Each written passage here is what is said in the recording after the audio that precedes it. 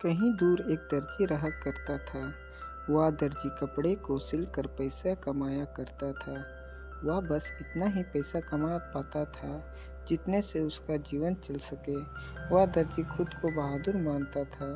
एक दिन वह दर्जी अपने घर दही लेकर आया। उसने दही को रख दिया और काम करने लगा।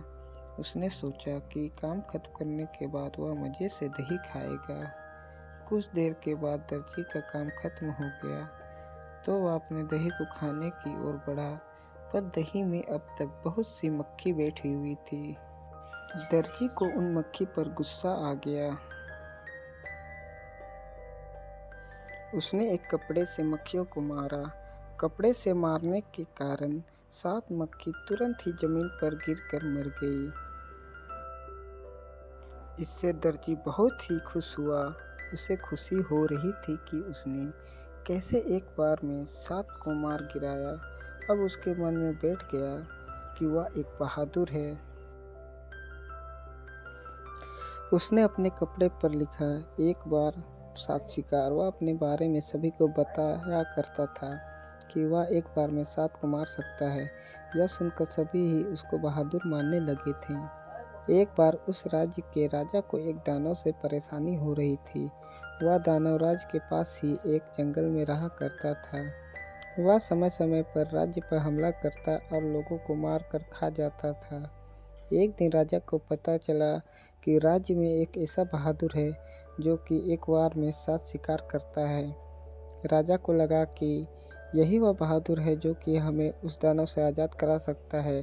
अगले दिन ही राजा से उस बहादुर दर्जी को अपने दरबार में बुलाया। यह खबर सुनकर दर्जी रात भर सो न सका। उसे खुद पर बहुत ही गर्व हो रहा था। अगले दिन दर्जी दरबार में पहुंच गया।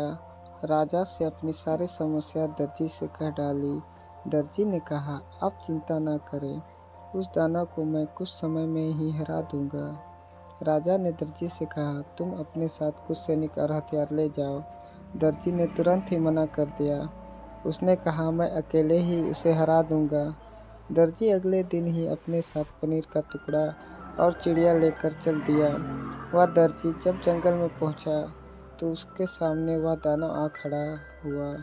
दर्जी ने कहा, मैं तुम्हें मारने आया हूँ, आज मैं तुम्हें मार दूंगा। दानव ने कहा, तुम मुझे कैसे मार सकते हो? अगर तुम्हें विश्वास नहीं है तो मुकाबला करके देखो। दानव ने एक बड़ा सा पत्थर उठाकर दूर फेंक दिया। दर्जी ने कहा, बस तुम इतना ही दूर फेंक पाए।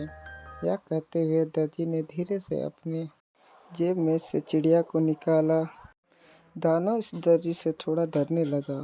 फिर दानव ने एक पत्थर को इतना दबाया कि उसमें से पानी निकल गया। दर्जी ने अपने जेब में से पनीर को निकाला और एक ही हाथ से दबाया तो बहुत सारा पानी निकल आया।